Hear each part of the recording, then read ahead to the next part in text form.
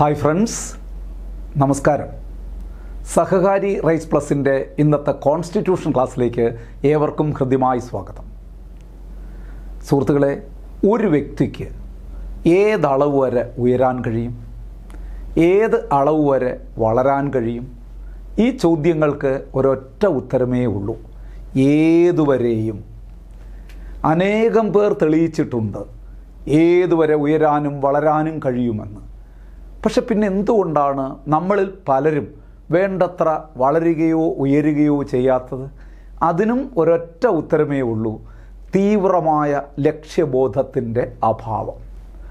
അതുകൊണ്ട് സുഹൃത്തുക്കളെ, എനിക്ക് നിങ്ങളോട് നിർദ്ദേശിക്കാനുള്ളത്, ജീവിതത്തിൽ തീവ്രമായ ഒരു ലക്ഷ്യം മനസ്സിൽ സ്ഥാപിക്കുക. നമ്മളെ എപ്പോഴും പ്രചോദിപ്പിക്കുന്ന ഒരു ലക്ഷ്യം നമ്മുടെ മനസ്സിൽ സ്ഥാപിക്കുക. അത് നേടിയെടുക്കും എന്ന് ദൃഢപ്രതിജ്ഞ എടുക്കുക. അതിനുവേണ്ടി ചെയ്യുന്ന പ്രവർത്തനങ്ങളെല്ലാം ജീവിതത്തിലെ ഏറ്റവും പ്രധാന ദൗത്യമായി കാണുക. എല്ലാവർക്കും വലിയ വിജയം ഉണ്ടാകട്ടെ എന്ന ആശംസയോടുകൂടി ഏറെ സ്നേഹത്തോടെ ഇന്നത്തെ ക്ലാസ്സിലേക്ക് നിങ്ങളെല്ലാവരെയും ഒരിക്കൽ കൂടി ഞാൻ ക്ഷണിക്കുകയാണ്. ഇന്ന് വളരെ പ്രധാനപ്പെട്ട ഒരു ടോപ്പിക്കാണ് നമ്മൾ ഡിസ്കസ് ചെയ്യുന്നത്: നാഷണൽ ഹ്യൂമൻ റൈറ്റ്സ് കമ്മീഷൻ, മനുഷ്യാവകാശ കമ്മീഷൻ, ദേശീയ മനുഷ്യാവകാശ കമ്മീഷൻ എന്ന ടോപ്പിക്കാണ് ഇന്ന് നമ്മൾ ഡിസ്കസ് ചെയ്യുന്നത്. വളരെ വളരെ പ്രധാനപ്പെട്ട ഒരു ഏരിയയാണിത്. ഇത് ദേശീയ തലത്തിലും സംസ്ഥാന തലത്തിലും മനുഷ്യാവകാശ കമ്മീഷനുകളുണ്ട്. അതെല്ലാം വളരെ വ്യക്തമായി നമുക്ക് പഠിക്കേണ്ടിയിരിക്കുന്നു. അതുകൊണ്ട് വളരെ ശ്രദ്ധാപൂർവം ഈ ക്ലാസ് കേൾക്കണം എന്ന് നിങ്ങളെ ഓർമ്മിപ്പിച്ചുകൊണ്ട് ഞാൻ ക്ലാസ്സിലേക്ക് കടക്കുകയാണ്. ഇത് ഒരു 2 ഘട്ടങ്ങളായിട്ട് നമുക്ക് അവസാനിപ്പിക്കാം ഈ ക്ലാസ്. കാരണം ഇച്ചിരി അധികം കാര്യങ്ങൾ ഡിസ്കസ് ചെയ്യാനുണ്ട്. അപ്പോൾ നമുക്ക് ഫസ്റ്റ് ക്ലാസ്സിൽ ഈ എന്താണ് ഹ്യൂമൻ റൈറ്റ്സ് എന്നും എന്താണ് നാഷണൽ ഹ്യൂമൻ റൈറ്റ്സ് കമ്മീഷൻ എന്നും അതിൻ്റെ ഫോർമേഷനുമായി ബന്ധപ്പെട്ട പ്രധാന വിവരങ്ങളും അതിൻ്റെ കോമ്പോസിഷനും അതിൻ്റെ എക്സ് ഒഫീഷ്യോ മെമ്പേഴ്സ്, ഇത്തരം കാര്യങ്ങൾ ഒക്കെ ഡിസ്കസ് ചെയ്യുന്ന ഒരു ക്ലാസ്സായി നമുക്ക് ആദ്യത്തെ ക്ലാസ്സിനെ പരിഗണിക്കാം. അത് കഴിഞ്ഞിട്ട് നമുക്ക് ഇതിൻ്റെ ടേംസ്, ഇതിൻ്റെ ഫങ്ഷൻസ്, പിന്നെ സ്റ്റേറ്റ് ഹ്യൂമൻ റൈറ്റ്സ് കമ്മീഷൻ തുടങ്ങിയവ ഡിസ്കസ് ചെയ്യുന്ന മറ്റൊരു ക്ലാസ്. എന്നിട്ട് മൂന്നാമത് നമ്മുടെ പതിവ് സെഷനാണ് ഈ ടോപ്പിക്കിൻ്റെ ചോദ്യങ്ങൾ വിശകലനം ചെയ്യുന്ന ഒരു സെഷനും കൂടി ഉണ്ടാകും. അങ്ങനെ നമ്മൾ 3 ഘട്ടങ്ങളായിട്ടാണ് ഈ ടോപ്പിക്ക് എടുത്ത് അവസാനിപ്പിക്കാൻ ഞാൻ ഉദ്ദേശിക്കുന്നത്. നമുക്ക് അതിലേക്ക് കടക്കാം. അപ്പോൾ ഇന്ന് ആദ്യം നമ്മൾ നോക്കാൻ പോകുന്നത് എന്താണ് ഹ്യൂമൻ റൈറ്റ്സ് എന്ന് നമുക്ക് ആദ്യം ഒന്ന് പഠിക്കാം. എന്നിട്ട് ഹ്യൂമൻ റൈറ്റ്സ് കമ്മീഷനിലേക്ക് വരാം. എന്താണ് ഹ്യൂമൻ റൈറ്റ്സ് എന്ന് പറഞ്ഞാൽ? Human rights are those rights that inherent to all human beings regardless of race, sex, nationality, ethnicity, language, religion or any other status. Human rights are those rights that are inherent to all human beings. എല്ലാ മനുഷ്യർക്കും എല്ലാ മനുഷ്യരിലും അന്തർലീനമായിരിക്കുന്ന അവരുടെ ചില അവകാശങ്ങളാണ് human rights എന്ന് പറയുന്നത്. അത് inherent ആണ്. നോക്കൂ, human rights are those rights that inherent to all human beings regardless of race, caste, religion, nationality, ethnicity, അതായത് വംശം, വർഗം, സ്ത്രീ പുരുഷ വ്യത്യാസം, പ്രാദേശികവാദം, ഇതിലൊക്കെ വ്യത്യസ്തമായി, ഇതിൽ നിന്നൊക്കെ അതീതമായി മനുഷ്യർക്ക് ഉള്ള ഇൻഹറൻ്റായിട്ടുള്ള ചില അവകാശങ്ങളെയാണ് ഹ്യൂമൻ റൈറ്റ്സ് എന്ന് പറയുന്നത്. കുറേ കൂടെ വ്യക്തമായി നമുക്കത് പറയേണ്ടിയിരിക്കുന്നു. നോക്കൂ, these human rights are entitled to every one without any discrimination. യാതൊരു വിവേചനവും കൂടാതെ എല്ലാ മനുഷ്യർക്കുമുള്ള അവകാശങ്ങളെയാണ് ഹ്യൂമൻ റൈറ്റ്സ് എന്ന് പറയുന്നത്. എനിക്കും നിങ്ങൾക്കും നമ്മളെപ്പോലെയുള്ള എല്ലാ പൗരന്മാർക്കും ഉള്ള അവകാശങ്ങളാണ് ഹ്യൂമൻ റൈറ്റ്സ് എന്ന് പറയുന്നത്. അതായത് human rights are the rights, അല്ലെങ്കിൽ the rights that are entitled to every one without any discrimination. യാതൊരു വിവേചനവും കൂടാതെ എല്ലാവർക്കും അവകാശപ്പെട്ട, അർഹതപ്പെട്ട ആ ഒരു അവകാശത്തിന്, എല്ലാവർക്കും അർഹതപ്പെട്ട ഒരു അവകാശത്തിൻ്റെ പേരാണ് ഹ്യൂമൻ റൈറ്റ്സ് എന്ന് പറയുന്നത്. കുറേ കൂടി വ്യക്തമാക്കാം ഒരു സെൻറ്റൻസിലൂടെ. നോക്കൂ, human rights includes right to life, right to life and liberty, freedom from slavery and torture, freedom of opinion and expression, the right to work and education and many more. Human rights include right to live, ജീവിക്കാനുള്ള അവകാശം, right to life അല്ലെങ്കിൽ ജീവിക്കാനുള്ള അവകാശം, and liberty സ്വാതന്ത്ര്യത്തിനുള്ള അവകാശം എന്ന് പറഞ്ഞാൽ കുറേ കൂടെ വ്യക്തമായി പറഞ്ഞാൽ സ്വാതന്ത്ര്യത്തോടുകൂടി ജീവിക്കാനുള്ള അവകാശം, freedom from slavery and torture, അടിമത്വത്തിൽ നിന്നും മറ്റ് പീഡനങ്ങളിൽ നിന്നും ഒക്കെ സ്വതന്ത്രമാകാനുള്ള ഒരവകാശം, freedom of speech or expression, അഭിപ്രായ പ്രകടനത്തിനുള്ള അവകാശം, right to work and education and many more, വിദ്യാഭ്യാസത്തിനും തൊഴിൽ ചെയ്യാനും അതുപോലെ മറ്റ് പലതിനുമുള്ള അവകാശമാണ് മനുഷ്യാവകാശം. വിപുലമായ ഒരു ടേമാണ് ഹ്യൂമൻ റൈറ്റ്സ് എന്ന് പറയുന്നത്. അപ്പോൾ human rights includes right to life and liberty, right to life and liberty, ജീവിക്കാൻ സ്വാതന്ത്ര്യത്തോടെ ജീവിക്കാനുള്ള അവകാശം, freedom from slavery and torture, മറ്റുള്ളവരുടെ അടിമകളാക്കി മറ്റുള്ളവർ നമ്മളെ അടിമകളാക്കി വയ്ക്കുന്നതിൽ നിന്ന്, നമ്മളെ ടോർച്ചർ ചെയ്യുന്നതിൽ നിന്ന്, നമ്മളെ പീഡിപ്പിക്കുന്നതിൽ നിന്ന് ഒക്കെ ഉള്ളൊരു മോചനത്തിനായുള്ള അവകാശം, freedom of speech and expression എന്ന് പറഞ്ഞാൽ എന്താണ്, അല്ലെങ്കിൽ freedom of opinion and expression, അഭിപ്രായം പ്രകടിപ്പിക്കാനുള്ള അവകാശം, അഭിപ്രായ സ്വാതന്ത്ര്യം, ആവിഷ്കാര സ്വാതന്ത്ര്യം, right to work and education, തൊഴിൽ ചെയ്യാനും വിദ്യാഭ്യാസം നേടാനുള്ള അവകാശം, ആൻഡ് മെനി മോർ. അങ്ങനെ ഒരുപാട് അവകാശങ്ങൾ ഹ്യൂമൻ റൈറ്റ്സ് എന്ന് പറയുന്ന ആ ടേമിൽ ഉൾപ്പെട്ടിട്ടുണ്ട്. സിമ്പിളായിട്ട് നമുക്ക് പറഞ്ഞാൽ നമ്മൾ രണ്ടാമത് പറഞ്ഞ സെൻറ്റൻസ് ഓർമ്മിച്ചാൽ മതി, ദീസ് ആർ ഹ്യൂമൻ റൈറ്റ്സ്, അല്ലെങ്കിൽ the human rights are entitled to every one without any discrimination. ഒരു വിവേചനവുമില്ലാതെ എല്ലാവർക്കുമുള്ള അവകാശത്തിൻ്റെ പേരാണ് മനുഷ്യാവകാശം. ക്ലിയർ ആയല്ലോ? ഇനി നമ്മൾ മുമ്പ് പഠിച്ചു ഫണ്ടമെൻ്റൽ റൈറ്റ്സ് ഒക്കെ പഠിപ്പിച്ചപ്പോൾ ഞാൻ പറഞ്ഞൊരു പ്രധാനപ്പെട്ട പോയിൻ്റാണ് ഇപ്പോൾ നിങ്ങൾക്ക് പഠിക്കാനുള്ളത്.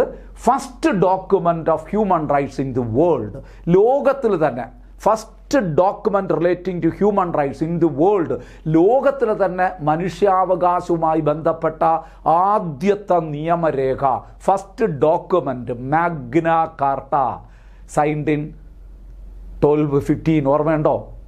1215 ഇംഗ്ലണ്ടിലെ ജോൺ സെക്കൻഡ് ഒപ്പുവച്ച ആദ്യത്തെ രേഖ, first document of human rights in the world, Magna Carta. അതിലൂടെയാണ് ആദ്യമായിട്ട് പൗരന് അവകാശങ്ങൾ അനുവദിച്ച് കിട്ടുന്നത്. ശരിക്കു പറഞ്ഞാൽ നമ്മുടെ റൂൾ ഓഫ് ലോ ശക്തിപ്പെടുന്നത് അവിടം മുതലാണ്. നിയമവാഴ്ച അല്ലെങ്കിൽ ജനങ്ങൾക്ക് അവകാശങ്ങൾ ലഭ്യമാകുന്ന ആദ്യത്തെ ഡോക്യുമെൻ്റാണ് മാഗ്ന കാർട്ട എന്ന് പറയുന്നത്. ഓർത്തോളൂ, നമ്മൾ പഠിച്ച കാര്യമാണ്. പക്ഷേ ഇങ്ങനെയൊക്കെ പറഞ്ഞാലും A milestone document the history of human rights, A milestone document in the history of human rights, മനുഷ്യാവകാശ ചരിത്രത്തിലെ ഒരു നാഴികക്കല്ല് എന്ന് പറയുന്ന ഒരു ഡോക്യുമെൻ്റ് ഉണ്ട്. ഫസ്റ്റ് ഡോക്യുമെൻ്റ് മാഗ്ന കാർട്ട തന്നെയാണ്, പക്ഷേ ഇത് വെരി ഇമ്പോർട്ടൻ്റ് ആണ്. A milestone document in the history of human rights. അതേതാണ്? നിങ്ങൾ പഠിച്ചിട്ടുണ്ട്. UDHR എന്ന് ചുരുക്കി പറയുന്ന universal declaration of human rights, സാർവത്രിക മനുഷ്യാവകാശ പ്രഖ്യാപനം എന്ന് മലയാളത്തിൽ പറയും. അപ്പോൾ സാർവത്രിക മനുഷ്യാവകാശ പ്രഖ്യാപനം അഥവാ universal declaration of human rights, അതാണ് ശരിക്ക് ഈ മനുഷ്യാവകാശ ചരിത്രത്തിലെ നാഴികക്കല്ലായ ഒരു ഡോക്യുമെൻ്റ് എന്നറിയപ്പെടുന്നത്. First document Magna Carta. എന്നാൽ UDHR എന്ന് പറയുന്ന universal declaration of human rights, സാർവത്രിക മനുഷ്യാവകാശ പ്രഖ്യാപനമാണ് a milestone document in the history of human rights എന്ന് നമ്മൾ വിശേഷിപ്പിക്കുന്നത്. ആ ഡോക്യുമെൻ്റ് എന്ന് സൈൻ ചെയ്തു, അല്ലെങ്കിൽ എന്ന് ആര് അംഗീകരിച്ചു, ആ പ്രഖ്യാപനം നടത്തിയതാര്, എന്ന്, എവിടെ വച്ച്, ഇതെല്ലാം ഒന്ന് ഓർക്കേണ്ടിയിരിക്കുന്നു. നോക്കൂ, UDHR was signed by general assembly of United Nation. UN general അസംബ്ലിയാണ് അതായത് നമ്മുടെ ഐക്യരാഷ്ട്രസഭയുടെ പൊതുസഭയാണ് UDHR സൈൻ ചെയ്തത് എന്ന് വളരെ വളരെ പ്രധാനപ്പെട്ടതാണ്. On December 10, 1948 1948 December 10 UDHR sign ചെയ്യപ്പെടുന്നത്, അല്ലെങ്കിൽ ആ ഡിക്ലറേഷൻ വരുന്നത്. അപ്പോൾ universal declaration of human rights was made by general assembly of United Nation on December 10, 1948 at എവിടെ വെച്ച്? At Paris, capital of France. ഫ്രാൻസിൻ്റെ തലസ്ഥാനമായ പാരീസിൽ വെച്ച്. പാരീസ് എന്ന് പറഞ്ഞിട്ട് ക്യാപിറ്റൽ ഓഫ് ഫ്രാൻസ് എന്ന് ഞാൻ ബോധപൂർവമാണ് കൊടുത്തത്. കാരണം ഈ ക്വസ്റ്റ്യൻ പല തവണ പരീക്ഷയ്ക്ക് ചോദിച്ചു. അപ്പോഴൊക്കെ ആൻസർ കൊടുത്തിരുന്നത് universal declaration of human rights was signed at which place എന്ന് ചോദിച്ചിട്ട് പാരീസ് എന്നായിരുന്നു ആൻസർ കൊടുത്തുകൊണ്ടിരുന്നത്. ഒരു ക്വസ്റ്റ്യൻ പേപ്പറിൽ പാരീസ് ഇല്ലായിരുന്നു, പകരം കൊടുത്തിരുന്നത് ഫ്രാൻസ് എന്നായിരുന്നു. പലരും എഴുതിയില്ല. പാരീസാണ് പഠിച്ചു വച്ചിരിക്കുന്നത്. ഫ്രാൻസും പാരീസും തമ്മിലുള്ള ബന്ധം നമുക്കറിയില്ലല്ലോ. അതുകൊണ്ട് നമ്മൾ പറയുന്നത് എന്താണ്? ക്വസ്റ്റ്യൻ തെറ്റാണ്. നമ്മളങ്ങനെയാണ് അല്ലേ? നമുക്കറിഞ്ഞുകൂടാത്ത ചോദ്യങ്ങളെല്ലാം വന്നാൽ നമ്മൾ പറയും ക്വസ്റ്റ്യൻ തെറ്റ് എന്ന് പറയും. അപ്പോൾ ഇവിടെ നിങ്ങൾ അത് പറ്റാതിരിക്കാൻ വേണ്ടിയിട്ട് ഒരുമിച്ച് പഠിച്ചു വെച്ചോളൂ. ഈ ഒറ്റ സെൻറ്റൻസ് പഠിച്ചാൽ അതിനകത്ത് 3 ചോദ്യങ്ങളുടെ ഉത്തരം ഒളിഞ്ഞു കിടപ്പുണ്ട്. അപ്പോൾ UDHR അല്ലെങ്കിൽ universal declaration of human right was signed by General Assembly of United Nations on December 10, 1948 at Paris, capital of France. അപ്പോൾ ആര് ഡിക്ലെയർ ചെയ്തു? General assembly of United nation. എന്ന് ഡിക്ലെയർ ചെയ്തു? 1948 December 10. എവിടെ വെച്ച് ഡിക്ലെയർ ചെയ്തു? Paris, capital of France. Okay അല്ലേ? അപ്പോൾ ആ December 10 ഇങ്ങോട്ട് എടുക്കുക. മറ്റൊരു പ്രധാനപ്പെട്ട ചോദ്യമാണ് ഹ്യൂമൻ റൈറ്റ്സ് ഡേ. ഇന്ത്യ മാത്രമല്ല, ആഗോളതലത്തിൽ മനുഷ്യാവകാശ ദിനമായി ലോകരാഷ്ട്രങ്ങൾ ആചരിക്കുന്നത് December 10 അന്നാണ് ഈ ഡോക്യുമെൻ്റ് UDHR സൈൻ ചെയ്ത December 10 നമ്മൾ എങ്ങനെ വിളിക്കുന്നു? ഇൻ്റർനാഷണൽ ഹ്യൂമൻ റൈറ്റ്സ് ഡേ, അന്താരാഷ്ട്ര മനുഷ്യാവകാശ ദിനം, വേൾഡ് ഹ്യൂമൻ റൈറ്റ്സ് ഡേ, ലോക മനുഷ്യാവകാശ ദിനം, സാർവത്രിക മനുഷ്യാവകാശ ദിനം എന്നൊക്കെ നമ്മൾ വിളിക്കുന്നത് ഈ UDHR സൈൻ ചെയ്ത ദിവസമാണ് December 10. എല്ലാ വർഷവും December 10 നമ്മൾ എന്ത് ആചരിക്കുന്നു? Human rights day, international human rights day ആയിട്ട് നമ്മൾ ആചരിക്കുന്നു. അപ്പോൾ ഹ്യൂമൻ റൈറ്റ്സിനെ കുറിച്ച് ഇത്രയും കാര്യങ്ങൾ നിങ്ങളുടെ മനസ്സിലുണ്ടാവുക. എന്താണ് ഹ്യൂമൻ റൈറ്റ്സ്? അതിൻ്റെ ഹ്യൂമൻ റൈറ്റ്സുമായി ബന്ധപ്പെട്ട ലോകത്തിലെ ആദ്യത്തെ ഡോക്യുമെൻ്റ് ഏത്? അത് മാഗ്ന കാർട്ട. എന്നാൽ ഒരു മൈൽ സ്റ്റോൺ ഡോക്യുമെൻ്റ് ഉണ്ട്, അത് UDHR ആണ്. അത് എന്ന് സൈൻ ചെയ്തു? 1940 December 10 സൈൻ ചെയ്തു. ആര് സൈൻ ചെയ്തു? General assembly of United nation. എവിടെ വെച്ച് സൈൻ ചെയ്തു? At Paris, capital of France. ഇത്രയേ ആണ് നമ്മൾ പറഞ്ഞു നിർത്തിയത്. ഇതിനകത്തൊരു സംശയം ഉണ്ടാവില്ലല്ലോ. അങ്ങനെയാണെങ്കിൽ ഇനി നമുക്ക് കമ്മീഷനിലേക്ക് വരാം. എന്താണ് human rights commission? Human rights commission എന്ന് പറയുമ്പോൾ നിങ്ങൾ ആദ്യം നാഷണൽ ഹ്യൂമൻ റൈറ്റ്സ് കമ്മീഷൻ എന്ന് മനസ്സിൽ പറയുക. NHRC, national human rights commission. National human rights commission is a statutory body. നമ്മൾ പല കോൺസ്റ്റിറ്റ്യൂഷണൽ ബോഡിയും പഠിക്കും. ഇപ്പോൾ ഇലക്ഷൻ കമ്മീഷൻ എന്ന് പറയുന്നത് തീർച്ചയായിട്ടും നിങ്ങൾ പഠിച്ചിട്ടുണ്ടാകും എന്നാണ് എൻ്റെ വിശ്വാസം. ഞാൻ ആ ടോപ്പിക്ക് എടുത്തിട്ടുണ്ട്. നിങ്ങൾക്ക് ആ ക്ലാസ് കിട്ടിയിട്ടുണ്ടോ എന്നറിയില്ല. ആ ക്ലാസ് കിട്ടിയിട്ടുണ്ടെങ്കിൽ നിങ്ങൾക്കറിയാം election commission is a constitutional body എന്നാണ് നമ്മൾ പഠിച്ചത്. എന്നാൽ ഇവിടെ നോക്കൂ, national human rights commission is a statutory body. NHRC എന്ന ചുരുക്കപ്പേരിൽ അറിയപ്പെടുന്ന national human rights commission statutory body എന്ന് പറഞ്ഞാൽ എന്താണ്? What is statutory body? A body which is created according to a statute or act passed in parliament or state legislative assemblies. പാർലമെൻറ്റിലോ സംസ്ഥാന നിയമനിർമ്മാണ സഭകളിലോ പാസ്സാക്കുന്ന ഒരു നിയമപ്രകാരം നിലവിൽ വരുന്ന സ്ഥാപനത്തെയാണ് നമ്മൾ വിളിക്കുന്നത്, അല്ലെങ്കിൽ ഒരു പ്രത്യേക നിയമം അനുസരിച്ച് നിലവിൽ വരുന്ന സ്ഥാപനത്തെയാണ് സ്റ്റാറ്റ്യൂട്ടറി ബോഡി. ഇങ്ങനെയല്ല നമ്മൾ കോൺസ്റ്റിറ്റ്യൂഷണൽ ബോഡിയുടെ ഡെഫിനിഷൻ പറഞ്ഞു. Constitutional body means body which has it's name mentioned in the constitution and it derives power from the constitution. അങ്ങനെയല്ലേ നമ്മൾ പഠിച്ചത്? ഭരണഘടനയിൽ പേര് പരാമർശിച്ചിട്ടുള്ളതും ഭരണഘടനയിൽ നിന്ന് അധികാരങ്ങൾ ലഭ്യമാകുന്നതുമായ സ്ഥാപനങ്ങളെയാണ് നമ്മൾ കോൺസ്റ്റിറ്റ്യൂഷണൽ ബോഡീസ് എന്ന് പറഞ്ഞത്. ഇത് ഞാൻ എന്താണ് വ്യക്തമാക്കി പറയുന്നതെന്ന് ചോദിച്ചാൽ, നിങ്ങൾ പരീക്ഷയ്ക്ക് ചെല്ലുമ്പോൾ ഇപ്പോൾ സ്ഥിരം ചോദിക്കുന്നൊരു രീതിയുണ്ട്, any one of the following is a constitutional body എന്നിട്ട് ഒരു 4 ഓപ്ഷൻ തരുന്നതിൽ 3 ചിലപ്പോൾ സ്റ്റാറ്റ്യൂട്ടറി ബോഡി ആയിരിക്കും. നമുക്ക് വേണ്ടത് കോൺസ്റ്റിറ്റ്യൂഷണൽ ബോഡി ആണെങ്കിൽ ഒരു ആൻസർ മാത്രമേ അത് കാണുകയുള്ളൂ. അപ്പോൾ പഠിച്ചു വയ്ക്കണം.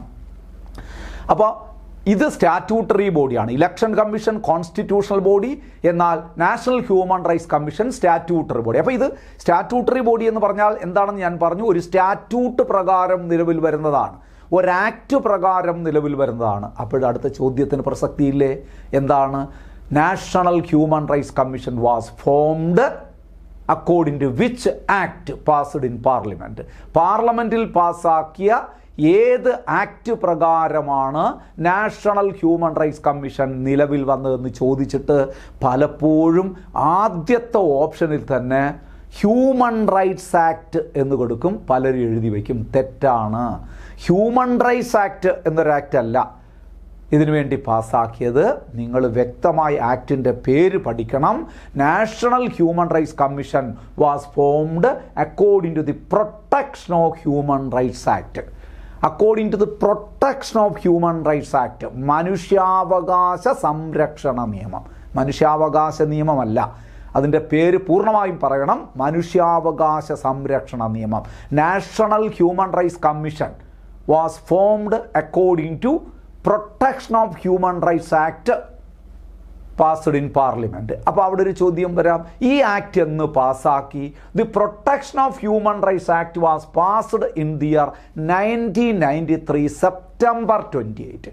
1993 September 28 protection of human rights act പാസ്സാക്കിയത്. ഒരുപാട് പരീക്ഷകൾക്ക് ചോദിച്ചിട്ടുണ്ട്. എന്നാണ് protection of human rights act, മനുഷ്യാവകാശ സംരക്ഷണ നിയമം ഇന്ത്യൻ പാർലമെൻറ്റ് പാസ്സാക്കിയത്? In the year 1993 September 28. ഈ ആക്ട് പ്രകാരമാണ് എന്ത് നിലവിൽ വന്നത്? NHRC, national human rights commission, അല്ലെങ്കിൽ human rights commission of India. അപ്പോൾ ആക്ട് പാസ്സാക്കിയ ഡേറ്റ് പറഞ്ഞു. ഇനി national human rights commission was formed in which day എന്നാണ് NHRC ഫോം ചെയ്തത്? Human rights commission in India അല്ലെങ്കിൽ national human rights commission was formed in 1993 October 12. ഈ 2 ഡേറ്റുകൾ clash ആകരുത്. ഈ അടുത്ത കാലത്ത് PSCയുടെ ഒരു ചോദ്യപേപ്പറിൽ ഒരേ ചോദ്യപേപ്പറിൽ തന്നെ ഈ 2 ചോദ്യങ്ങളും അടുപ്പിച്ച് ചോദിച്ചിട്ടുണ്ടായിരുന്നു. Protection of human right act was passed in dash എന്ന് പറഞ്ഞൊരു ചോദ്യം ഉണ്ടായിരുന്നു. അതുപോലെ തന്നെ on which day national human rights commission was formed. ഇങ്ങനെ 2 ചോദ്യങ്ങളും അടുപ്പിച്ചുണ്ടായിരുന്നു. അതുകൊണ്ട് ഡേറ്റുകൾ മാറിപ്പോകരുത്. 1993 September 28 parliament national human rights commission രൂപീകരിക്കുന്നതിന് വേണ്ടിയിട്ട് ഒരു ആക്ട് പാസ്സാക്കിയത്. ആക്ടിൻ്റെ പേര് the protection of human rights act. Protection of human rights act 1993. ഈ ആക്ട് പ്രകാരം national human rights commission was formed in 1993. അതേ വർഷം തന്നെയാണ്. പക്ഷേ തൊട്ടടുത്ത മാസം ഒക്ടോബർ 12 സെപ്റ്റംബർ 28 ഏതാനും ദിവസങ്ങൾ കഴിഞ്ഞപ്പോൾ തന്നെ കമ്മീഷൻ നിലവിൽ വന്നു എന്നർത്ഥം. അപ്പോൾ ഒക്ടോബർ 12 1993 ഡേറ്റ് മറക്കുകയേ ചെയ്യരുത്. വളരെ വളരെ പ്രധാനപ്പെട്ടതാണ് എന്നോർക്കുക. ഇനി ഞാൻ ചോദിക്കട്ടെ, എന്താണ് നാഷണൽ ഹ്യൂമൻ റൈറ്റ്സ് കമ്മീഷൻ എന്ന് പറഞ്ഞാൽ? നാഷണൽ ഹ്യൂമൻ റൈറ്റ്സ് കമ്മീഷൻ എന്ന് പറഞ്ഞാൽ ഞാൻ ഒറ്റ സെൻറ്റൻസിൽ പറയാൻ പോവുകയാണ്. അതിനകത്തെല്ലാം അടങ്ങിയിട്ടുണ്ട്. ആ സെൻറ്റൻസാണ് കിടക്കുന്നത്. National human rights commission protects rights relating to life, liberty, equality and dignity of individuals guaranteed by the Constitution of India. Indian ഭരണഘടന പൗരന് ഉറപ്പ് നൽകുന്ന ജീവിക്കാനുള്ള അവകാശം, സ്വാതന്ത്ര്യത്തിനുള്ള അവകാശം, സമത്വത്തിനുള്ള അവകാശം, അന്തസ്സോടുകൂടി ജീവിക്കാനുള്ള അവകാശം.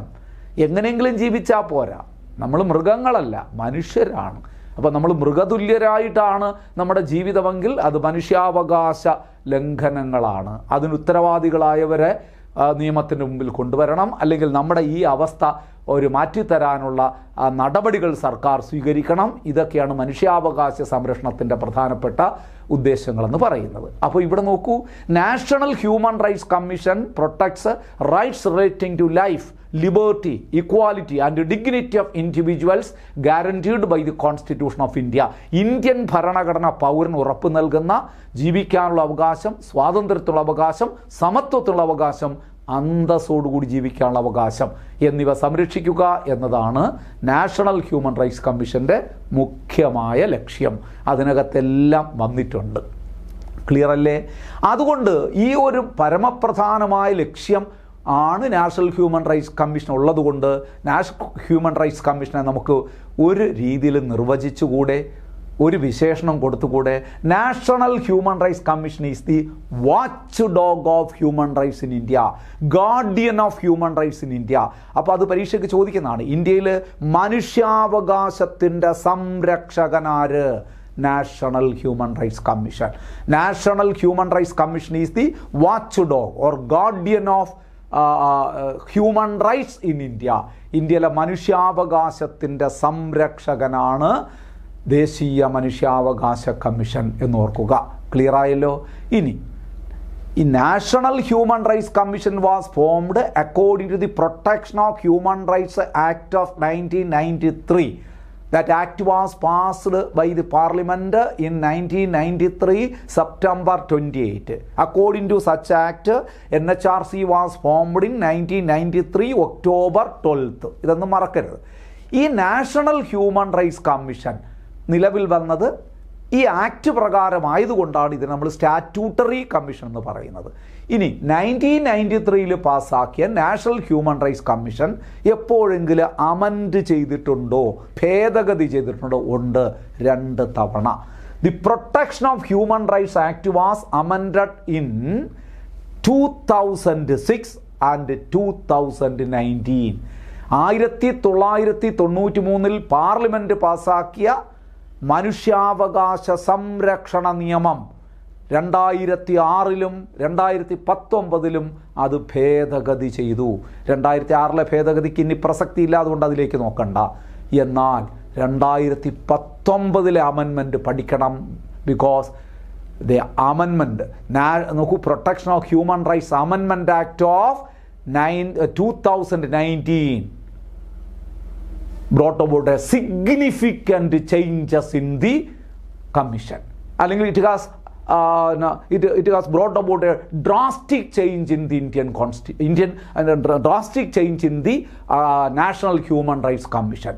ദേശീയ മനുഷ്യാവകാശ കമ്മീഷനിൽ സമൂലമായ മാറ്റങ്ങൾ കൊണ്ടുവന്ന ഒരു ഭേദഗതിയാണ് എന്താണ് the protection of human rights amendment act of 2019. ഏറ്റവും ഒടുവിലായി വന്ന ഭേദഗതി. ഇത് ഭരണഘടനാ ഭേദഗതിയല്ല, തെറ്റിദ്ധരിച്ചു കളയരുത്. ഇതിന് ഭരണഘടനയിലൊന്നും ഇതിനെക്കുറിച്ച് പറഞ്ഞിട്ടില്ല. കാരണം ഇതൊരു ഭരണഘടനാ സ്ഥാപനമല്ല എന്ന് ആദ്യമേ നമ്മൾ പറഞ്ഞു. ഇത് ഏത് ഭേദഗതിയെക്കുറിച്ചാണ് പറയുന്നത്? Protection of human rights act അമെൻമെൻ്റ് ആണ്, അല്ലാതെ ഭരണഘടനാ ഭേദഗതി എന്ന് തെറ്റിദ്ധരിച്ചു കളയരുത്. നോക്കൂ, ഈ മനുഷ്യാവകാശ സംരക്ഷണ നിയമം ഭേദഗതി ചെയ്താണ് ഏറ്റവും ഒടുവിലായി 2019. ഈ 2019 ഭേദഗതിയെക്കുറിച്ച് ചില കാര്യങ്ങൾ നിങ്ങൾ പഠിക്കണം. ഇതിൽ ഏറ്റവും ഒടുവിലത്തെ ഭേദഗതി നമ്മുടെ NHRCയുടെ മുഖച്ഛായ തന്നെ മാറ്റിയൊരു ഭേദഗതിയാണ്. വലിയ മാറ്റങ്ങൾ കൊണ്ടുവന്ന ഭേദഗതിയാണ്. അതുകൊണ്ട് നമ്മൾ ഈ ഭേദഗതിയെക്കുറിച്ചൊന്ന് വിശദമായി തന്നെ പഠിക്കേണ്ടിയിരിക്കുന്നു. ഭേദഗതി ബില്ല് ആരാണ് ഇൻട്രൊഡ്യൂസ് ചെയ്തത്? Bill introduced by Amit Shah. നമ്മുടെ home മിനിസ്റ്ററായ അമിത്ഷായാണ് 2019 July 8 the bill was introduced. നോക്കൂ, the amendment bill was introduced in the parliament by Amit Shah in 2019 July 8. ലോകസഭയിലാണ് അവതരിപ്പിച്ചത്. ബില്ല് എവിടെയാണ് അവതരിപ്പിക്കേണ്ടത്? എവിടെയും അവതരിപ്പിക്കാം ആദ്യം, അല്ലേ? രാജ്യസഭയിലോ ലോകസഭയിലോ. In either house of parliament A bill can be amendment bill can be introduced in either house of parliament. ഓർത്ത് വെച്ചോളുക, പരീക്ഷയ്ക്ക് വേണമെങ്കിൽ ചോദിക്കാം. An amendment bill can be introduced in, എന്നിട്ട് ഓപ്ഷനിൽ കിടക്കും Rajya Sabha, Lok Sabha, either house of parliament, both the house of parliament എന്ന answer കിടക്കും, option കിടക്കും. Either house of parliament. എവിടെ വേണോ ആദ്യം ബില്ല് അവതരിപ്പിക്കാം.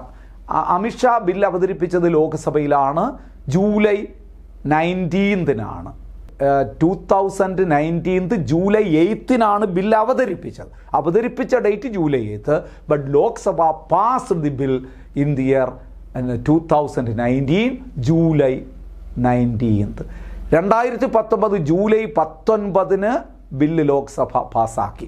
ലോക്സഭയിൽ അവതരിപ്പിച്ച ജൂലൈ 8, ജൂലൈ 19 ലോക്സഭ പാസ്സാക്കി. അടുത്ത നടപടി നിങ്ങൾക്കറിയാം, ഒരു സഭ പാസ്സാക്കിയ പോരാ, രാജ്യസഭയിലേക്ക് ബില്ല് വന്നു. Rajya Sabha passed the bill in 2019 July 22. അപ്പോൾ 2019 മനസ്സിലിട്ടോളുക, അതാണ് year. July 8 bill introduced by Amit Shah. July 19 Lok Sabha passed the bill. July 22 Rajya Sabha passed the bill. അടുത്ത നടപടിക്രമം എന്താണ്? 2 സഭകളും പാസ്സാക്കിയാൽ ബില്ല് ബില്ലായി തന്നെ നിൽക്കും. അത് നിയമമാകണമെങ്കിൽ ആരുടെ അസൻറ്റ് വേണം? പ്രസിഡൻറ്റിൻ്റെ സമ്മതം വേണം, അല്ലേ? അപ്പം പ്രസിഡൻറ്റ് സൈൻ ചെയ്യണ്ടേ? President signed the bill in 2019 July 27. ആ ഡേറ്റുകളൊക്കെ ഒന്ന് പഠിച്ചോളൂ. അപ്പോൾ ഈ അമെൻമെൻറ്റ് ബില്ല് ശരിക്ക് പാർലമെൻറ്റ് പാസ്സാക്കിയതെന്ന് പറയുന്നത് രാഷ്ട്രപതി ഒപ്പുവെച്ച ദിവസമാണ്, 2019 ജൂലൈ 27. അപ്പം bill introduced by Amit Shah in July 8, Lok Sabha passed the bill in July 19, Rajya Sabha passed the bill in July 22, then the president signed the bill in July 27. Clear ആയോ? ഇനി അപ്പോൾ ഇനി എന്താണ്? ഇനി ഈ ബില്ലിനെ ബില്ലെന്ന് പറയൂ? ഇല്ല, ഇത് ആക്റ്റായി മാറി. പ്രസിഡൻറ്റിൻ്റെ അസൻറ്റ് കൂടി കിട്ടിയപ്പോൾ ആ ബിൽ ആക്റ്റായി മാറി. അപ്പോഴൊരു ചോദ്യം വരും, the protection of human rights amendment act of 2019 came into force in എന്നാണ്. 2019 ഓഗസ്റ്റ് 2, തൊട്ടടുത്ത മാസം ഓഗസ്റ്റ് 2 ഈ ആക്ട് നിലവിൽ വരികയാണ്. ഇനി ബില്ലെന്ന് പറയണ്ട. The protection of human rights amendment act 2019 came into force in 2019 August 2. ഇത്രയും ഡേറ്റുകൾ ഒന്ന് മനസ്സിലിട്ടോളുക. ലേറ്റസ്റ്റ് അമെൻമെൻ്റ് ആയതുകൊണ്ട് പരീക്ഷയ്ക്ക് ചോദിക്കാവുന്നതാണ്. നമ്മുടെ ഈ പ്രൊട്ടക്ഷൻ ഓഫ് ഹ്യൂമൻ റൈറ്റ്സ് ആക്ടിന് 2 അമെൻമെൻറ്റേ ഉണ്ടായിട്ടുള്ളൂ 2002. പക്ഷേ സമൂലമായ മാറ്റങ്ങൾ കൂടി ഉൾപ്പെടുത്തിയത് ശരിക്കും പറഞ്ഞാൽ 2019 ഭേദഗതിയിലൂടെ. നമ്മളിനി പഠിക്കാൻ പോകണം. ഈ ഭേദഗതിയിലൂടെ ഒരുപാട് മാറ്റങ്ങൾ വരുത്തി. NHRCയുടെ മുഖച്ഛായ തന്നെ മാറി. അംഗങ്ങളുടെ എണ്ണത്തിൽ മാറ്റം വന്നു, കമ്മീഷൻ്റെ കാലാവധിയിൽ മാറ്റം വന്നു, എക്സ് ഒഫിഷ്യോ അംഗങ്ങളുടെ എണ്ണത്തിൽ മാറ്റം വന്നു, അതുപോലെ തന്നെ ടേം ഓഫ് ഓഫീസ്, അതാണ് കാലാവധി. ഇനി ക്വാളിഫിക്കേഷൻ ഓഫ് മെമ്പേഴ്സ് മാറ്റം വന്നു, ക്വാളിഫിക്കേഷൻ ഓഫ് ചെയർമാൻ മാറ്റം വന്നു. ഇങ്ങനെ വിവിധ മേഖലകളിൽ ഒരുപാട് മാറ്റങ്ങൾ വരുത്തിക്കൊണ്ടാണ് 2009 protection of human rights amendment act വന്നത്. നമുക്ക് ഇനി അതുമായി ബന്ധപ്പെട്ട കാര്യങ്ങൾ നമുക്കൊന്ന് പഠിക്കാം. Protection of human rights act in 2019 made significant changes to the national human rights commission. ഞാൻ പറഞ്ഞു, ഈ amendment act made significant changes to the national human rights commission. വലിയ മാറ്റങ്ങളാണ് വരുത്തിയത്. നമുക്ക് നോക്കാം. The number of members of NHRC. ഇത് മുതൽ വളരെ ശ്രദ്ധിക്കണം. NHRCയിൽ എത്ര അംഗങ്ങളുണ്ട്? ഇത് വലിയ അപകടകരമായ ഒരു ചോദ്യമാണ്. കാരണം നമ്മൾ സാധാരണ പറയുന്നത് ചെയർമാനെയും അംഗങ്ങളെയും ചേർത്താണ് ആകെ അംഗസംഖ്യ പറയുന്നത്. അങ്ങനെയാണ് സാധാരണ കുട്ടികൾ പഠിച്ചു വയ്ക്കുന്നത്. പക്ഷേ ഈ കഴിഞ്ഞ ഒരു പരീക്ഷയ്ക്ക് PSC ചോദിച്ചു, total number of members of national human rights commission എന്ന് ചോദിച്ചിട്ട് അവിടെ മെമ്പേഴ്സിൻ്റെ നമ്പർ മാത്രമായിരുന്നു അവർ പരിഗണിച്ചത്. ചെയർമാൻ ഒഴികെ എന്ന് ക്വസ്റ്റ്യനിൽ പറഞ്ഞിട്ടില്ല, പക്ഷേ അത് ഇംപ്ലൈഡ് ആയിരുന്നു. അതുകൊണ്ട് ഞാൻ പറയുന്നൊന്ന് ശ്രദ്ധിച്ച് കേൾക്കുക. Total number of members of NHRC എന്ന് ചോദിച്ചാൽ നിങ്ങൾ പറയണം ചെയർമാൻ പ്ലസ് 5 മെമ്പേഴ്സ് എന്ന് പറഞ്ഞാൽ ഇത് ഫുൾ ടൈം മെമ്പേഴ്സാണ്. ഫുൾ ടൈം അല്ലാത്ത എക്സ് ഒഫിഷ്യോ മെമ്പേഴ്സിൻ്റെ കാര്യം പിന്നീട് നമുക്ക് പറയാം. National human rights commission has 5 full time members and 1 chairman. Chairman, full time chairman തന്നെയാണ്. ഈ 6 പേര് ശരിക്കും പറഞ്ഞാൽ നമുക്ക് എളുപ്പത്തിന് പറയാം total number of members of national human rights commission 6 എന്ന് പറയാം.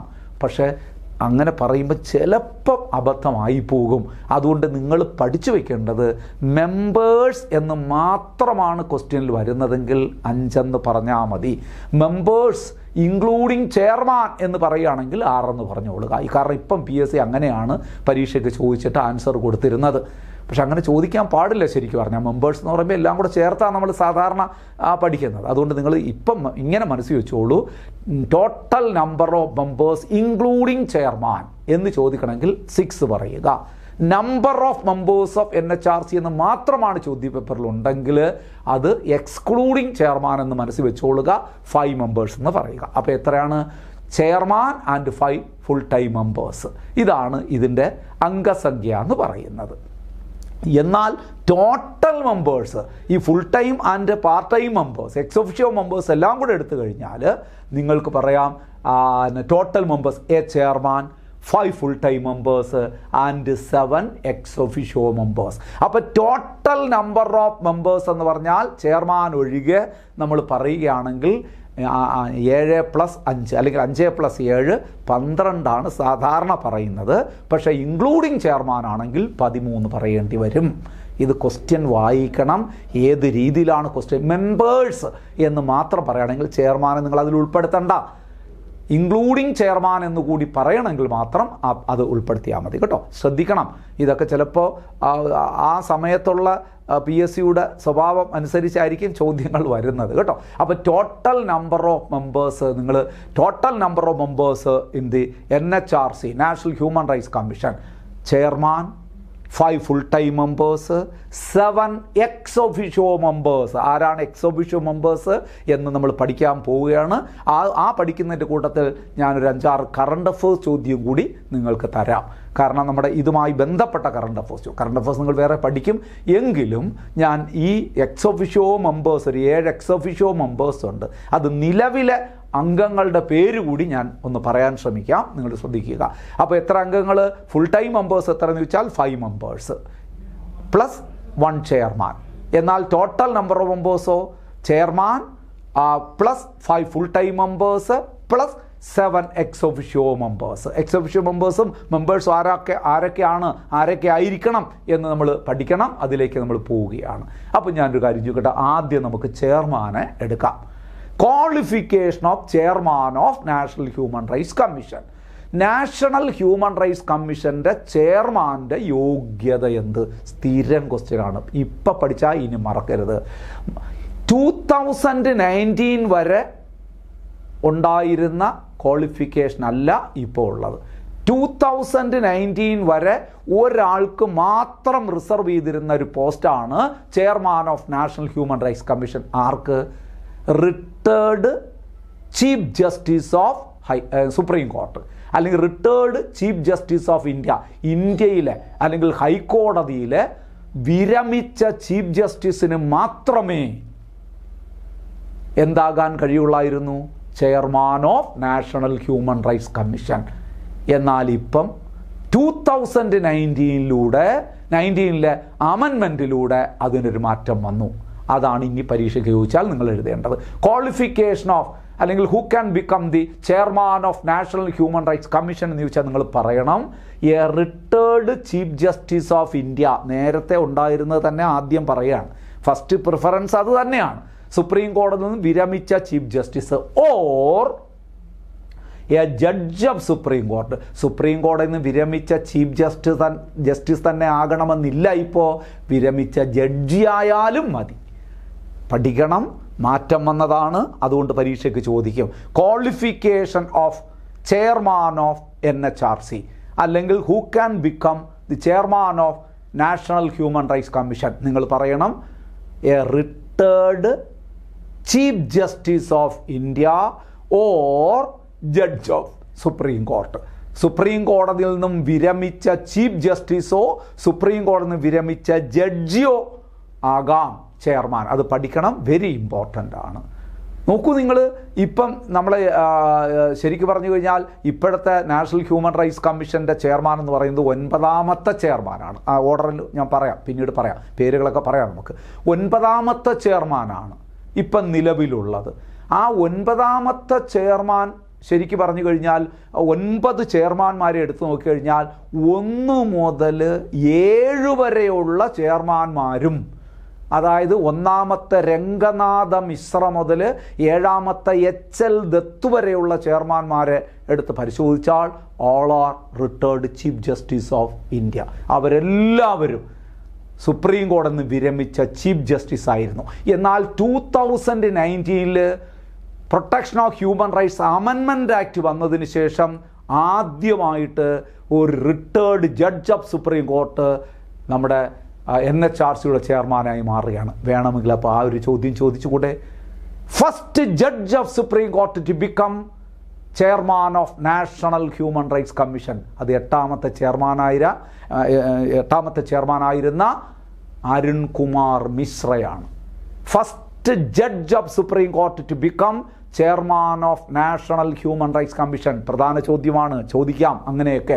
ബാക്കി എല്ലാവരും 1 മുതൽ 7 വരെ ഉള്ളവരും retired chief justice of India ആയിരുന്നു. ആദ്യമായിട്ട് അരുൺ കുമാർ മിശ്രയാണ് സുപ്രീം കോടതിയിൽ നിന്ന് വിരമിച്ച ജഡ്ജി ആരായി മാറുന്നത്? NHRCയുടെ ചെയർമാനായി മാറുന്നത്. ഒന്ന് ഓർത്ത് വെച്ചോളൂ, ഞാൻ പേരുകളൊക്കെ പറയുന്നതിൻ്റെ കൂട്ടത്തിൽ ഈ ചോദ്യം ഒന്നുകൂടി നിങ്ങളെ ഓർമ്മിപ്പിക്കാം. അപ്പോൾ ചെയർമാൻ്റെ യോഗ്യത നിങ്ങൾക്ക് മനസ്സിലായല്ലോ. അപ്പോൾ ഞാൻ ഒരു ചെറിയ ചോദ്യം നിങ്ങളോട് ചോദിക്കട്ടെ, എന്തിനായിരിക്കാം ഈ മാറ്റം കൊണ്ടുവന്നത്? കോമൺ സെൻസ് ഉപയോഗിച്ച് നിങ്ങൾ ചിന്തിച്ചു നോക്കൂ. ഇന്ത്യയിൽ എത്ര സുപ്രീം കോടതിയുണ്ട്? ഒറ്റ സുപ്രീം കോടതിയല്ലേ ഉള്ളൂ. അപ്പോൾ അവിടുന്ന് വിരമിക്കുന്ന ചീഫ് ജസ്റ്റിസുമാരുടെ എണ്ണത്തിനും ലിമിറ്റേഷൻ ഉണ്ടാകുമല്ലോ. ഇനി വിരമിച്ചവരെല്ലാം ഇങ്ങോട്ടേക്ക് ഇങ്ങനെയുള്ള പൊസിഷൻ ഏറ്റെടുക്കാൻ വില്ലിങ് ആകണമെന്നുമില്ല. അപ്പോൾ സ്വാഭാവികമായിട്ട് ഈ സ്ഥാനത്തേക്ക് ആളെ കിട്ടാൻ വളരെ ബുദ്ധിമുട്ട് അനുഭവപ്പെട്ടു പലപ്പോഴും. അത് പരിഹരിക്കുന്നതിന് വേണ്ടിയിട്ട് റിട്ടയർഡ് ജഡ്ജിമാർ ഒരുപാട് പേരുണ്ട്. മനസ്സിലായില്ലേ? റിട്ടയർഡ് ജഡ്ജിമാർ ഒരുപാട് പേരുണ്ട്. അപ്പോൾ അവരാരെങ്കിലും ഒരാളെ ചെയർമാനായി നിയമിക്കുന്നതിൽ തെറ്റില്ല എന്നാണ് ഈ ഭേദഗതിയിലൂടെ കൊണ്ടുവന്നത്. അല്ലാതെ retired chief justice of India കിട്ടാൻ ചിലപ്പം പാടായിരിക്കും. വളരെ കുറച്ച് പേരല്ലേ ഉള്ളൂ, അവർക്കും ചിലപ്പം സമ്മതം ഉണ്ടാവില്ല. മാത്രമല്ല 2014 ഒരു ആക്ട് പാസ്സാക്കി, നിങ്ങളതും കൂടെ ഓർക്കണം. ഏതാണ്? ലോക്പാൽ ആക്ട്. ആ ലോക്പാൽ ആക്ട് പ്രകാരം ലോക്പാലിൻ്റെ തലവനായി വരുന്നതും സുപ്രീം കോടതി ചീഫ് ജസ്റ്റിസ് ആണ് ഫസ്റ്റ് പരിഗണന കൊടുക്കുന്നത്. അപ്പോൾ ചീഫ് ജസ്റ്റിസിനെ അങ്ങോട്ട് വിളിക്കുന്നു, ഇങ്ങോട്ട് വിളിക്കുന്നു. ശരിക്കും അങ്ങനെ ആൾ വലുതായിട്ട് ഇല്ലതാനും. അപ്പോൾ ആ ഒരു ബുദ്ധിമുട്ട് പരിഹരിക്കുന്നതിന് വേണ്ടിയിട്ടാണ് 2019 protection of human rights amendment ആക്ടിലൂടെ ഇങ്ങനൊരു വ്യവസ്ഥ കൊണ്ടുവന്നു. Retired chief justice of supreme court അല്ലെങ്കിൽ ഇന്ത്യ. അത് ഫസ്റ്റ് പ്രിഫറൻസ് അത് തന്നെ. അങ്ങനെ ഉണ്ടെങ്കിൽ ആളിനെ നിയമിക്കാം, ഇല്ല എങ്കിൽ ആരെയും കൂടെ പരിഗണിക്കാം, retired judge of supreme court. ഇത് രണ്ടിൽ ആരെങ്കിലും ഒരാളായി മതി. അപ്പം ചെയർമാൻ്റെ യോഗ്യത മനസ്സിലായില്ലേ? അങ്ങനെയാണ് എങ്കിൽ qualification of full time members, ആ 5 പേര് ആരൊക്കെയാണെന്നും കൂടെ ഒന്ന് പറഞ്ഞ്. 5 പേര്. A serving or retired judge of supreme court ഒരാൾ. A serving or retired judge of supreme court, supreme കോടതിയിൽ നിലവിലുള്ളതോ വിരമിച്ചതോ ആയ ജഡ്ജി, ചീഫ് ജസ്റ്റിസ് അല്ല. A serving or retired judge of supreme court, 1 member. 5ൽ 1 മെമ്പർ. രണ്ടാമത്തെ ആളാരാണ്? രണ്ടാമത്തത് a serving or retired chief justice of high court. ഇനി ഇന്ത്യയിലെ ഏതെങ്കിലും ഹൈക്കോടതികളിൽ നിലവിലുള്ളതോ വിരമിച്ചതോ ആയ ജഡ്ജി പോരാ, ചീഫ് ജസ്റ്റിസ് തന്നെ വേണം. മറ്റത് ജഡ്ജി മതി. A serving or retired judge of supreme court. രണ്ടാമത്തെ a serving or retired chief justice of high court. ഹൈക്കോടതിയിൽ നിലവിലുള്ളതോ വിരമിച്ചതോ ആയ ചീഫ് ജസ്റ്റിസിനും ചീഫ് ജസ്റ്റിസിന് അംഗമാകാം. ഒരംഗം അങ്ങനെ തന്നെ ഒരാളായിരിക്കണം അടുത്ത അംഗം. ഇനി 3, 4, 5 നമുക്ക് ഒരുമിച്ച് പറയാം. 5 പേര്. ഇനി 5 പേരല്ലേ നമ്മളുള്ളത്? 2 പേര് നമ്മൾ ജുഡീഷ്യൽ മെമ്പേഴ്സിൻ്റെ കാര്യം പറഞ്ഞു. ഇനി 3, 4, 5 പറയുന്നത് 3 പേര്. 3 persons having knowledge and practical experience with respect to human rights. മനുഷ്യാവകാശവുമായി ബന്ധവും പരിചയസമ്പന്നതയുമുള്ള 3 വ്യക്തികൾ, 3 മനുഷ്യാവകാശ പ്രവർത്തകർ. അപ്പോൾ 5 പേരായില്ലേ? പക്ഷെ അവിടെ ഒരു കണ്ടീഷനും കൂടെ ഉണ്ട്. Out of these 3 members 1 should be a woman. ഒരു വുമൺ മെമ്പർ മസ്റ്റാണ്, നിർബന്ധമാണ്. 5 ഫുൾ ടൈം മെമ്പേഴ്സിൽ ഒരാൾ ഒരു വുമൺ മെമ്പർ ഉണ്ടായിരിക്കണം, ഒരു വനിതാ അംഗം ഉണ്ടായിരിക്കണം. പരീക്ഷയ്ക്ക് ചോദിക്കുന്ന പ്രധാനപ്പെട്ട ചോദ്യങ്ങളാണ്, നന്നായി പഠിച്ചു പോവുക. അപ്പോൾ 6 മെമ്പേഴ്സ് ഇൻക്ലൂഡിങ് ചെയർമാൻ, 6 പേരുടെ യോഗ്യത ഞാൻ പറഞ്ഞു. ഒന്നുകൂടെ ഞാൻ പറയാം. Chairman, A retired chief justice of India or judge of supreme court. ഇനി അതർ മെമ്പേഴ്സ് ആരൊക്കെയാണ്? 5 പേര്. 1 A serving or retired judge of supreme court. 2 A serving or retired chief justice of high court. ഇനി 3, 4, 5 മൂന്നും കൂടെ ഒരുമിച്ച് പറയുന്നു. 3 persons having knowledge or practical experience with respect to human rights. മനുഷ്യാവകാശവുമായി ബന്ധവും പരിചയസമ്പന്നതയുമുള്ള 3 മനുഷ്യാവകാശ പ്രവർത്തകർ. Out of these 3 1 should be a woman. ഒരാൾ വനിത തന്നെ ആയിരിക്കണം. ഓക്കെ ആയില്ലേ? മെമ്പേഴ്സിൻ്റെ കാര്യത്തിൽ ഒരു തീരുമാനമായില്ലേ? ഇനി നോക്കുക, ഇവരെ നിയമിക്കുന്നത് ആരാണ്? The chairman and members of NHRC are appointed by president. Very important ആണ്. ഇവിടെ നമുക്ക് ചിലപ്പോൾ ആശയക്കുഴപ്പം ഉണ്ടാകാം. എന്തുകൊണ്ട്? ഇതൊരു സ്റ്റാറ്റ്യൂട്ടറി ബോഡിയാണെന്ന് നമ്മൾ നേരത്തെ പഠിച്ചു. സാധാരണ നമ്മൾ ഇപ്പം മനസ്സിലൊരു സംശയം വരാം, കോൺസ്റ്റിറ്റ്യൂഷണൽ ബോഡീസിനെ അല്ലേ രാഷ്ട്രപതി നിയമിക്കുന്നത്? ആണ്, അത് രാഷ്ട്രപതിക്ക് മാത്രമേ നിയമിക്കാൻ പറ്റുള്ളൂ. എന്നാൽ സ്റ്റാറ്റ്യൂട്ടറി ബോഡീസിനെ കേന്ദ്ര സർക്കാരല്ലേ നിയമിക്കുന്നത്? ആണ്, പലതും അങ്ങനെ തന്നെയാണ്. പക്ഷേ ഇതങ്ങനെയല്ല. നിങ്ങൾക്ക് പഠിക്കാനുള്ള 2 പ്രധാനപ്പെട്ട സ്റ്റാറ്റ്യൂട്ടറി ബോഡീസായ നാഷണൽ ഹ്യൂമൻ റൈറ്റ്സ് കമ്മീഷനും നാഷണൽ ഇൻഫർമേഷൻ കമ്മീഷൻ്റെയും നിയമനം നടത്തുന്നത് രാഷ്ട്രപതിയാണ്. അത് സ്റ്റാറ്റ്യൂട്ടറി സ്ഥാപനമാണെങ്കിലും ചെയർമാനെയും മറ്റംഗങ്ങളെയും നിയമിക്കുന്നത് രാഷ്ട്രപതി തന്നെയാണ്. ബാക്കിയുള്ള സ്റ്റാറ്റ്യൂട്ടറി സ്ഥാപനങ്ങൾ പലതും നിങ്ങൾ എടുത്തു നോക്കൂ. ഇപ്പം വിമൻസ് കമ്മീഷൻ, വനിതാ commission, minority commission, NCPCR national commission for protection of child rights, അതായത് ബാലാവകാശ സംരക്ഷണ commission. All these commissions are appointed by central government എന്നാണ് നമ്മൾ പഠിക്കുന്നത്. കേന്ദ്ര ഗവൺമെൻറ്റാണ് ആ കമ്മീഷൻസിൻ്റെ അംഗങ്ങളെയൊക്കെ നിയമിക്കുന്നത്. പക്ഷേ ഇവിടെ നോക്കൂ, അങ്ങനെ പറയരുത്. Chairman and members of national human rights commission are appointed by the president of India. പ്രസിഡന്റിന് ഇഷ്ടമുള്ളവരെ നിയമിക്കാൻ പറ്റില്ല. പ്രസിഡന്റ് എങ്ങനെയാണ് നിയമിക്കുന്നത്? On the recommendation of 6 member committee. അതിൻ്റെ അർത്ഥം എന്താണ്? There is a committee for recommending the appointment of chairman and members of national human rights commission. That committee consist of 6 members.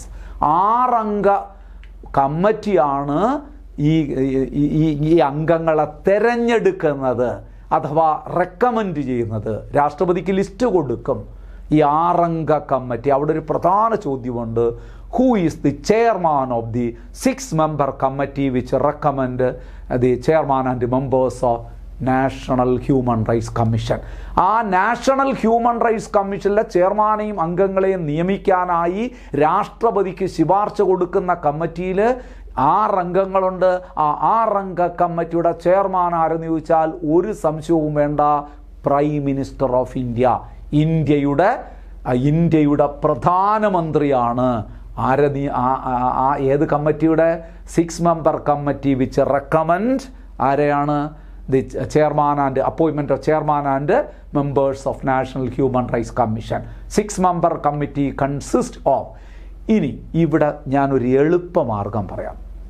ഈ 6 അംഗങ്ങൾ നിങ്ങൾ പഠിച്ചേ മതിയാവൂ. കാരണം any one of the following person is not a member of the six member committee which recommend the appointment of members of National Human Rights Commission. എന്നൊക്കെ ചോദ്യം വരാം. ഇതിൽ 6 അംഗ കമ്മിറ്റിയിൽ അംഗമല്ലാത്തത്, ഈ 6 അംഗ കമ്മിറ്റിയിൽ അംഗമല്ലാത്തത് ആര് എന്ന് കാണാതെ പഠിക്കേണ്ട. 6 അംഗ കമ്മിറ്റി ഏതെന്ന് പഠിച്ചാൽ പോരെ. എളുപ്പത്തിന് ഞാൻ പറയാം, നിങ്ങൾ മനസ്സിൽ ഇപ്പോഴും തന്നെ പറഞ്ഞോളൂ. 2 2 2 2 + 2 + 2 6ആയില്ലേ? ഞാൻ എന്താ ഇങ്ങനെ പറഞ്ഞു എന്നറിയോ? മനസ്സ് നിൽക്കാൻ വേണ്ടിയിട്ടാണ്. ആദ്യത്തെ 2 ഞാൻ പറയുന്നു. കേന്ദ്രമന്ത്രിസഭയിലെ 2 പ്രമുഖരായ മന്ത്രിമാർ. ഒരാളുടെ പേര് ഞാൻ പറഞ്ഞു, പ്രൈം മിനിസ്റ്റർ. രണ്ടാമത്തത് യൂണിയൻ ഹോം മിനിസ്റ്റർ, ആഭ്യന്തരമന്ത്രി. അപ്പോൾ ആദ്യത്തെ 2 കിട്ടിയില്ലേ? മനസ്സ് നിൽക്കും. ഇത് കാണാതെ പഠിക്കണ്ട, ഒറ്റ സ്റ്റെപ്പിൽ നിങ്ങൾ ഇപ്പം തന്നെ പഠിക്കും. ക്ലാസ് കണ്ടു കഴിയുമ്പോൾ നിങ്ങൾ പഠിച്ചിരിക്കും. 6 അംഗ കമ്മിറ്റിയിലെ അംഗങ്ങൾ അത് പഠിച്ചു കഴിഞ്ഞു നിങ്ങൾ. 2, 2, 2. ഇത് എളുപ്പത്തിന് വേണ്ടി ഞാൻ പറയുന്നതാണ്. 2, 2, 2 മനസ്സിലാദ്യം അങ്ങനെ പറയുക. എന്നിട്ട് ആദ്യം പറയുക ആദ്യത്തെ 2 കേന്ദ്ര മന്ത്രിസഭ, കേന്ദ്ര ക്യാബിനറ്റിലെ പ്രമുഖരായ 2 മന്ത്രിമാർ. ചെയർമാൻ ആരാണെന്ന് നമ്മൾ പറഞ്ഞു.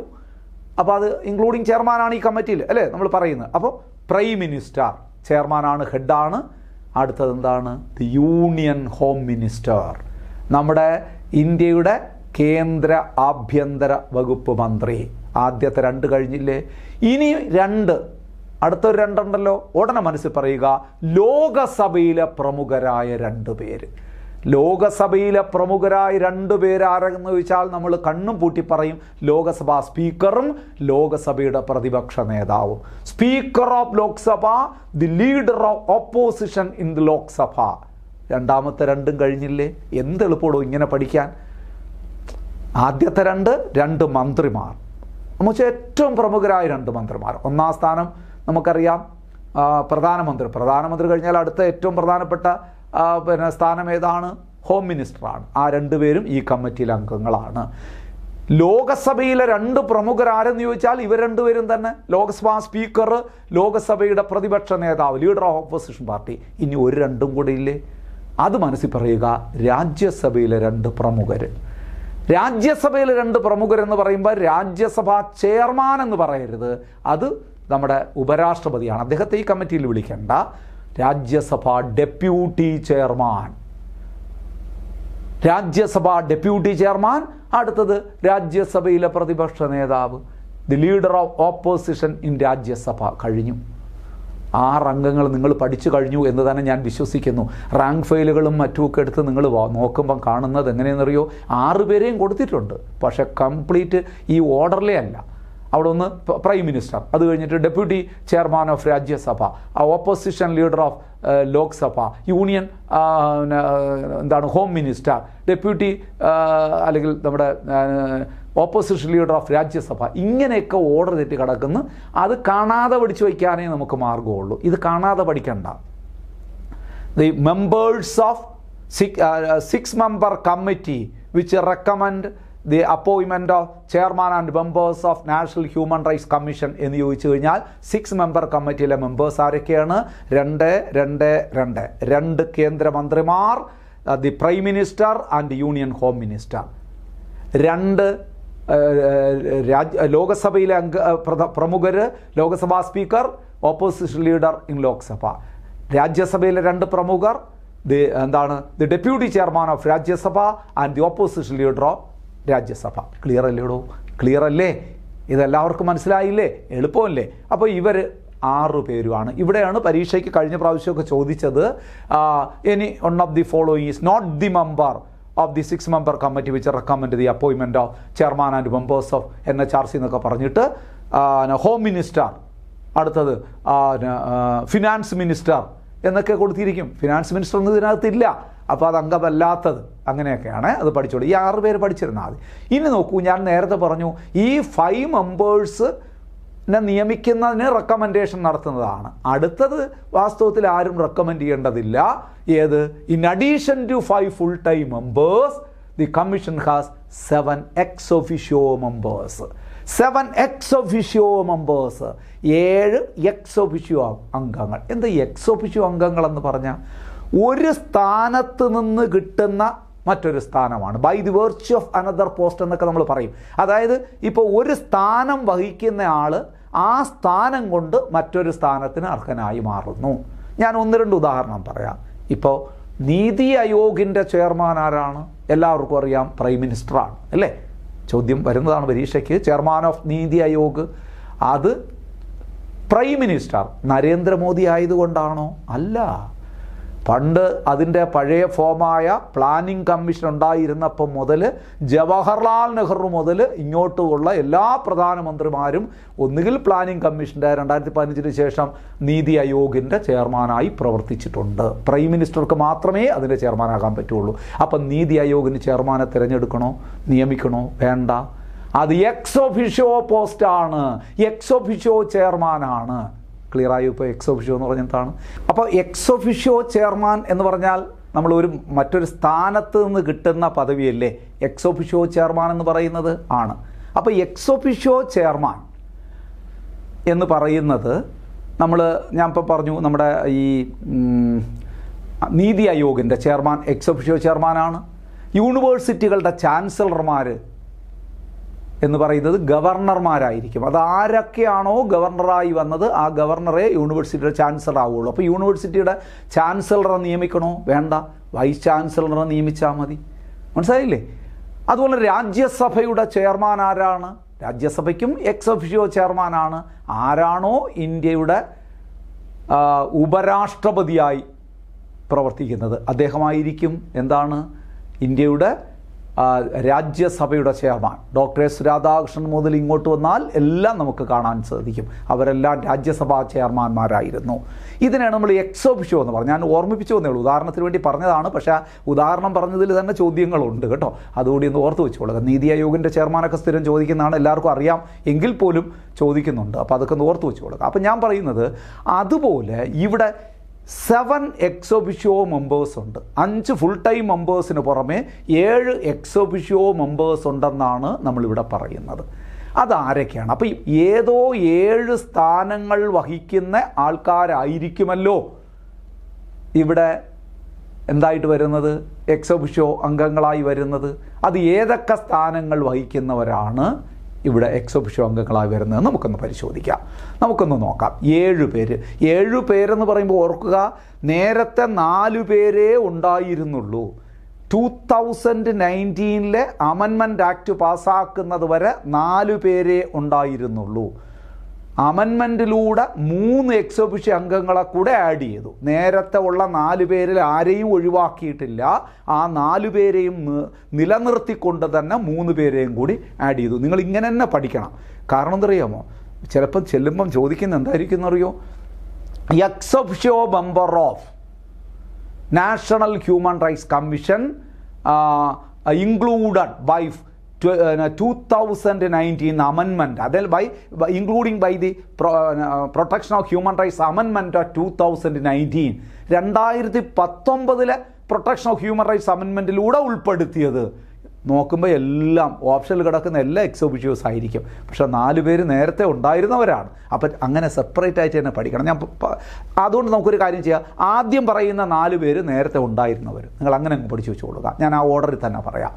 നമുക്കൊന്ന് പരിശോധിക്കാം. ഒന്നാമത്തെ ആൾ chairperson of the national commission for minority, chairman അല്ലെങ്കിൽ chairperson of national commission for minority, ദേശീയ ന്യൂനപക്ഷ കമ്മീഷൻ്റെ ചെയർമാൻ ആരാ ആയിക്കോട്ടെ, അദ്ദേഹം ആരായിരിക്കും? ഇവിടുത്തെ എക്സ് ഒഫിഷ്യോ അംഗമായിരിക്കും. ഇവിടുത്തെ NHRCയുടെ എക്സ് ഒഫിഷ്യോ അംഗമാണ്. സ്ഥിരാംഗങ്ങളല്ല, അസ്ഥിരാംഗങ്ങളെ കാര്യമാണ്, എക്സ് ഒഫിഷ്യോ അംഗങ്ങളുടെ കാര്യമാണ് പറയുന്നത്. രണ്ടാമൻ ആരാണ്? Chairperson of national commission for scheduled cast, SCs, ദേശീയ പട്ടികജാതി കമ്മീഷൻ്റെ ചെയർമാൻ NHRCയുടെ എക്സ് ഒഫിഷ്യോ അംഗമായിരിക്കും. പഠിക്കണം. താഴെ പറയുന്നവരിൽ എക്സ് ഒഫിഷ്യോ അംഗമാർ അല്ലാത്തതാരെന്നൊക്കെ സ്ഥിരം PSCയുടെ ചോദ്യങ്ങളാണ്. അതുകൊണ്ട് 7 പേരും പഠിക്കണം. നേരത്തെ നമ്മൾ 6 അംഗ കമ്മിറ്റിയിലെ അംഗങ്ങൾ പഠിച്ചതുപോലെ ഇതും പഠിക്കണം. Chairperson of national commission for scheduled caste. മൂന്നാമത്തതോ chairperson of national commission for scheduled tribes, ദേശീയ പട്ടികവർഗ കമ്മീഷൻ്റെ ചെയർമാൻ, ST കമ്മീഷൻ്റെ ചെയർമാനും ഇതിൻ്റെ ആരാണ്? എക്സ് ഒഫിഷ്യോ അംഗമാണ്. കഴിഞ്ഞില്ല. The chairperson of national commission for women, ദേശീയ വനിതാ കമ്മീഷൻ്റെ അധ്യക്ഷയും ഇവിടുത്തെ എക്സ് ഒഫിഷ്യോ അംഗമാണ്. ഓർത്തോളൂ, ഈ 4 പേരായിരുന്നു നേരത്തെ ഉണ്ടായിരുന്നത്. ആദ്യം പറഞ്ഞിരിക്കുന്നത് അത് തന്നെയാണ്. അപ്പോൾ ഇനി പറയാൻ പോകുന്ന 3 പേരാരായിരിക്കും? They were added to this list by Amendment Act of 2019, Protection of Human Rights Amendment Act of 2019. ആ ആക്ട് പ്രകാരം അമെൻഡ്മെൻറ്റിലൂടെ കൊണ്ടുവന്ന 3 പേരുടെ കാര്യമാണ് ഇനി പറയാൻ പോകുന്നത്. മൊത്തം 7 പേര്. 4 പേര് നേരത്തെ ഉണ്ടായിരുന്നു. ഉറപ്പിച്ചു പോകണം. മൈനോറിറ്റി കമ്മീഷൻ്റെ ചെയർമാൻ, ST കമ്മീഷൻ്റെ ചെയർമാൻ, SC കമ്മീഷൻ്റെ ചെയർമാൻ, വിമൻ കമ്മീഷൻ്റെ ചെയർപേഴ്സൺ, ഈ 4 പേര്. ഇനി അഡീഷണലായിട്ട് വന്നത് നോക്കാം. 5-ാമത്തെ ആൾ എന്ന് പറഞ്ഞാൽ 3 പേരിൽ ഒരാൾ ആരാണ്? Chairperson of national commission for backward class. National commission for backward class, ദേശീയ പിന്നാക്ക വിഭാഗ കമ്മീഷൻ്റെ ചെയർമാനെ കൂടെ ഇപ്പോൾ എന്ത് ചെയ്തു? 2019 ഉൾപ്പെടുത്തി. ഇതിൻ്റെ എക്സ് ഒഫീഷ്യോ അംഗമായിട്ട് ഉൾപ്പെടുത്തി. തീർന്നില്ല. അടുത്ത ആൾ ആരാണ് നമുക്ക് നോക്കാം. Chairperson of national commission for protection of child right, NCPCRൻ്റെ ചെയർപേഴ്സൺ. NCPCR എന്ന് പറഞ്ഞാൽ എന്താണ്? National commission for protection of child rights. അപ്പം ദേശീയ ബാലാവകാശ സംരക്ഷണ കമ്മീഷൻ്റെ ചെയർപേഴ്സണെയും എന്തിൽ ഉൾപ്പെടുത്തി? ഇതിൽ എക്സ് ഒഫീഷ്യോ ആയിട്ട് ഉൾപ്പെടുത്തി. 6 പേരായില്ലേ? ഇനി ഒരാൾ കൂടി. അത് ചെയർമാൻ എന്നല്ല നമ്മൾ പറയുന്നത്, the chief commissioner for persons with disabilities എന്ന് പറഞ്ഞാൽ എന്താണ്? പേഴ്സൺസ് വിത്ത് ഡിസബിലിറ്റീസ് എന്ന് പറഞ്ഞു കഴിഞ്ഞാൽ ഭിന്നശേഷി കമ്മീഷൻ്റെ മുഖ്യ കമ്മീഷണർ. അവിടെ ചെയർമാൻ എന്നല്ല ആ പദവിയെ നമ്മൾ പറയുന്നത്. ചിലതങ്ങനെയാണല്ലോ. ഇലക്ഷൻ കമ്മീഷൻ്റെ തലവനെ നമ്മൾ ചെയർമാൻ എന്നല്ലോ പറയുന്നത്, ചീഫ് ഇലക്ഷൻ കമ്മീഷണർ. ഇൻഫർമേഷൻ കമ്മീഷൻ്റെ തലവനെയും നമ്മൾ chief information commissioner, chief vigilance commissioner എന്നൊക്കെ പറയുന്നത് പോലെ chief commissioner for persons with disabilities, ഭിന്നശേഷി കമ്മീഷൻ്റെ മുഖ്യ കമ്മീഷണർ. ഈ 7 പേരും മനസ്സിലുണ്ടാകണം. പെട്ടെന്ന് ഞാനൊന്ന് പറയട്ടെ ആരൊക്കെയാണ്? മൈനോറിറ്റി കമ്മീഷൻ്റെ ചെയർമാൻ, ദേശീയ പട്ടികജാതി കമ്മീഷൻ്റെ ചെയർമാൻ, ദേശീയ പട്ടികവർഗ കമ്മീഷൻ്റെ ചെയർമാൻ, ദേശീയ വനിതാ കമ്മീഷൻ്റെ അധ്യക്ഷ, ദേശീയ ബാലാവകാശ സംരക്ഷണ കമ്മീഷൻ്റെ ചെയർമാൻ, ദേശീയ പിന്നാക്ക വിഭാഗ കമ്മീഷൻ ചെയർമാൻ, ദേശീയ ഭിന്നശേഷി കമ്മീഷൻ്റെ മുഖ്യ കമ്മീഷണർ. ഇങ്ങനെയൊക്കെ 7 പേരാണ് ഇതിനകത്തുള്ളത്. 7 ആയില്ലേ? നിർബന്ധമായി പഠിച്ചു വയ്ക്കണം ഈ 7 അംഗങ്ങൾ. സുഹൃത്തുക്കളെ, അങ്ങനെയാണെങ്കിൽ ഞാനൊരല്പം കറണ്ട് അഫേഴ്സ് കൂടി പറയട്ടെ. ഈ 7 പേര് നിലവിൽ ആരൊക്കെയാണ്? നമുക്കിവിടെ പറയേണ്ടതല്ല, കറണ്ട് അഫേഴ്സിൽ നിങ്ങൾ പഠിക്കേണ്ടതാണ്. പക്ഷേ എങ്കിലും നമ്മുടെ സബ്ജക്റ്റുമായി ബന്ധപ്പെട്ട കറണ്ട് അഫേഴ്സ് ആയതുകൊണ്ട് ഞാൻ അതുകൂടി ഒരു ലിസ്റ്റ് തരാൻ പോവുകയാണ്. ഈ ലിസ്റ്റ് തരുമ്പോൾ എനിക്ക് നിങ്ങളോടൊരു കാര്യം പറയാനുണ്ട്. നിലവിൽ ഇപ്പോൾ ഈ വീഡിയോ ക്ലാസ് എടുക്കുന്ന ഈ സമയത്ത് ഈ സ്ഥാനങ്ങൾ വഹിക്കുന്നവരുടെ പേരാണ് ഞാൻ പറയുന്നത്. പക്ഷേ എനിക്ക് ഉറപ്പുണ്ട് ഈ അടുത്ത കാലത്ത് മാറിയവരാണ് എല്ലാം. അതുകൊണ്ട് നിങ്ങളുടെ പരീക്ഷ, ഈ അടുത്ത് വരുന്ന പരീക്ഷയ്ക്ക് ഇത് പഠിച്ചു വെച്ചാൽ മതി. ഇനി വർഷങ്ങൾ കഴിഞ്ഞ് നിങ്ങൾ ഈ വീഡിയോ ക്ലാസ് കാണുകയും മറ്റേതെങ്കിലും പരീക്ഷയ്ക്ക് ഇത് ഉപയോഗപ്പെടുത്തുകയും ചെയ്യുമ്പോൾ ഇനി ഞാൻ പറയാൻ പോകുന്ന ഇത് ഒന്ന് അപ്ഡേറ്റ് ചെയ്യേണ്ടി വരും. മാറ്റം വല്ലതും വന്നോ എന്ന് പരിശോധിക്കണം. നിലവിൽ കുറച്ച് കാലത്തേക്ക് നിങ്ങൾ ധൈര്യമായിട്ട് ഇത് തന്നെ പഠിച്ചു വെച്ചോളൂ. കാരണം എല്ലാം ഈ അടുത്ത കാലത്ത് മാറിയതാണ്. ഈ 7 പേരും ആരൊക്കെയാണെന്ന് ഞാനൊന്ന് പറയാൻ പോകണേ. ഞാനത് നോട്ടായിട്ട് തന്നെ തന്നിട്ടുണ്ട്, നിങ്ങളതൊന്ന് പരിശോധിക്കണം. Current chairperson of national commission for minority, ദേശീയ ന്യൂനപക്ഷ കമ്മീഷൻ്റെ നിലവിലെ ചെയർമാൻ ആര്? ഇക്ബാൽ സിംഗ് ലാൽപുര എന്നാണ് അദ്ദേഹത്തിൻ്റെ പേര്. ഇക്ബാൽ സിംഗ് ലാൽപുര പഠിച്ചു വയ്ക്കണം. 1 മാർക്ക് ഇതിനകത്ത് ഒളിഞ്ഞു കിടപ്പുണ്ട് ഈ 7 കറണ്ട് അഫേഴ്സ് പറയുമ്പോൾ. നോക്കൂ, chairperson of national commission for scheduled cast, ദേശീയ പട്ടികജാതി കമ്മീഷൻ്റെ നിലവിലെ ചെയർമാൻ ഈ അടുത്ത കാലത്ത് മാറിയ ആളാണ്. ആരാണ്? കിഷോർ മക്വാന. ഈ അടുത്ത കാലത്തുള്ള പരീക്ഷകളിലെല്ലാം ചോദിക്കുന്നുണ്ട് ദേശീയ പട്ടികജാതി കമ്മീഷൻ്റെ ചെയർമാൻ ആരാണ്? കിഷോർ മക്വാന എന്നാണ് അദ്ദേഹത്തിൻ്റെ പേര്. അങ്ങനെയാണെങ്കിൽ chairperson of national commission for scheduled tribes ആരാണ്? അന്തർ സിംഗ് ആര്യ. അന്തർ സിംഗ് ആര്യ ആണ് നാഷണൽ കമ്മീഷൻ ഫോർ ഷെഡ്യൂൾഡ് ട്രൈബ്സിൻ്റെ നിലവിലെ ചെയർമാൻ എന്നറിയപ്പെടുന്നത്. ഇനി നോക്കൂ, chairperson of national commission four women, ദേശീയ ദേശീയ വനിതാ കമ്മീഷൻ്റെ ചെയർപേഴ്സൺ ആരാണ്? ഇപ്പം ഈ അടുത്ത കാലത്ത് മാറിയ ആളാണ്. രേഖാ ശർമ്മയായിരുന്നു. അവർ മാറിയതിന് ശേഷം ആരാണ്? വിജയ കിഷോർ രഖ്തർ ആണ്. വിജയ കിഷോർ രഖ്തർ ആണ് ചെയർപേഴ്സൺ. എത്ര പേരായി?